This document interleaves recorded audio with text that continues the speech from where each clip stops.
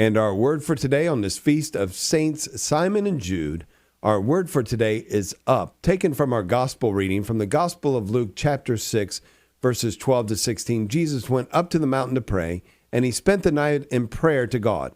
When day came, he called his disciples to himself, and from them he chose 12, whom he also named apostles. Simon, whom he named Peter, and his brother Andrew, James, John, Philip, Bartholomew, Matthew, Thomas, James, the son of Alphaeus, Simon, who was called a zealot, and Judas, the son of James, and Judas Iscariot, who became a traitor.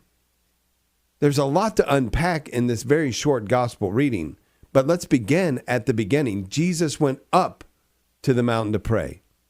These were important decisions. He was in communication with his Father. He needed time apart. Yes, up on the mountain. He went away from everyone else. He left the burdens of life behind that he might go and communicate with his Father about this very important decision. What is Jesus modeling for us here? He's showing us that we have to separate ourselves from time to time, that we need to build into our schedule that time that is set apart just to be in communication with God. And that if we allow ourselves to be overwhelmed by the things of this world and we do not take time apart,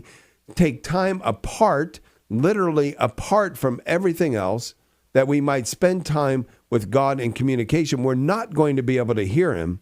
We're not going to be able to move forward with clarity to do the things that God has called us to do. If Jesus, the Son of God, God himself, needed that separation from everyone else and everything else in order to hear and speak to his Father clearly, how much more do we need that? I mean, come on.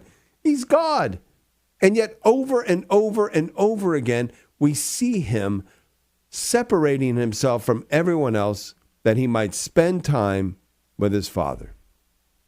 So yeah, we're called to look up, to separate ourselves, to go to a place that is different than where we spend a good bit of our time, to literally go to a different place. I would encourage, obviously going into a church and spending time most appropriately in front of the Eucharist during Eucharistic adoration. But in any regard, finding a space in your house, finding a place apart from everything else that is set aside just for that thing.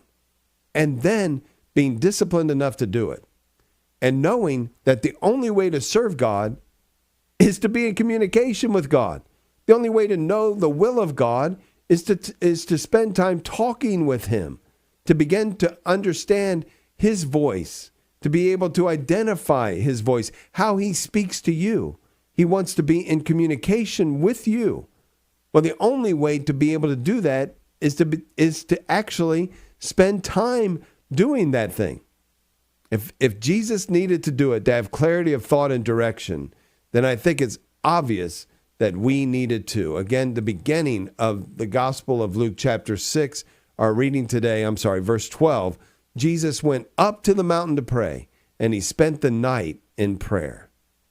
If Jesus needed that time to communicate with his Father, separate from everything and everyone else, he is setting that model for us to remind us that there is nothing more important than us taking the time to engage our God in conversation so that we are familiar with him, familiar enough to know his voice and to hear what he has to say to us and follow the direction that he is setting out before us.